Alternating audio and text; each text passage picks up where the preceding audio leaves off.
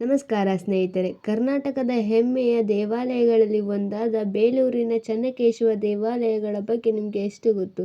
ಇದು ಸುಮಾರು 900 ವರ್ಷಗಳ ಇತಿಹಾಸ ಹೊಂದಿರುವ ಈ ದೇವಾಲಯವನ್ನು ಯಾರು ಕಟ್ಟಿಸಿದರು? ಇದರ ಶಿಲ್ಪಕಲೆ ಏಕೆ ವಿಶ್ವಪ್ರಸಿದ್ಧವಾಗಿದೆ? ಈ ದೇವಾಲಯದ ವಿಶೇಷತೆ ಏನು? ಈ ಎಲ್ಲವನ್ನು ಈ ಇಂದಿನ ವಿಡಿಯೋದಲ್ಲಿ ತಿಳಿದುಕೊಳ್ಳೋಣ.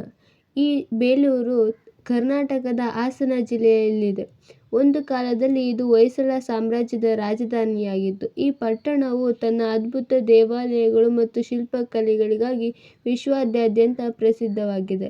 ಈ ದೇವಾಲಯವು ನಕ್ಷತ್ರಾಕಾರದ ವೇದಿಕೆಯ ಮೇಲೆ ನಿರ್ಮಾಣಗೊಂಡಿದೆ. ಇದರಲ್ಲಿ ಬಳಸಿರುವ ಸೋಪ್ ಸ್ಟೋನ್ ಅಥವಾ ಮೃದು ಕಲ್ಲುಗಳು ಶಿಲ್ಪಗಳಿಗೆ ಜೀವಂತ ರೂಪ ನೀಡಿದೆ.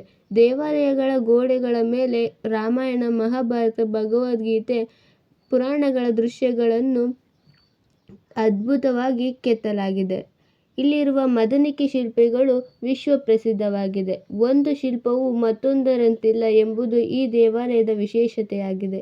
ಈ ದೇವಾಲಯದಲ್ಲಿ ಭಗವಾನ್ ವಿಷ್ಣುವಿನ ಚೆನ್ನಕೇಶವ ರೂಪವನ್ನು ಪೂಜಿಸಲಾಗುತ್ತದೆ. ಚೆನ್ನ ಎಂದರೆ ಸುಂದರ, ಕೇಶವ ಎಂದರೆ ವಿಷ್ಣು ಅಂದರೆ ಸುಂದರ ವಿಷ್ಣು ಎಂಬ ಅರ್ಥವಾಗಿದೆ. ಬೇಲೂರು, ಹಳೇಬೀಡು ಮತ್ತು ಸೋಮನಾಥಪುರದ ಹೊಯ್ಸಳ ದೇವಾಲಯಗಳು ತಮ್ಮ ಅಪರೂಪ ಶಿಲ್ಪಕಲೆಯಿಂದ ವಿಶ್ವದ ಗಮನ ಸೆಳೆದಿವೆ.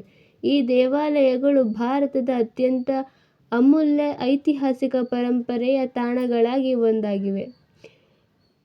ಇದು ಜಿಲ್ಲೆ ಹಾಸನದಲ್ಲಿದೆ. ಬೆಂಗಳೂರಿನಿಂದ ಸುಮಾರು 220 ಕಿಲೋಮೀಟರ್ ದೂರದಲ್ಲಿದೆ. ಹತ್ತಿರದ ರೈಲು ನಿಲ್ದಾಣ ಹಾಸನ. ಭೇಟಿ ನೀಡಲು ಉತ್ತಮ ಸಮಯ ಅಕ್ಟೋಬರಿಂದ ಫೆಬ್ರವರಿ.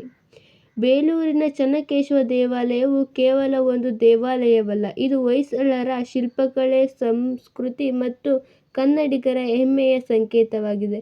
ಈ ವಿಡಿಯೋ ನಿಮಗೆ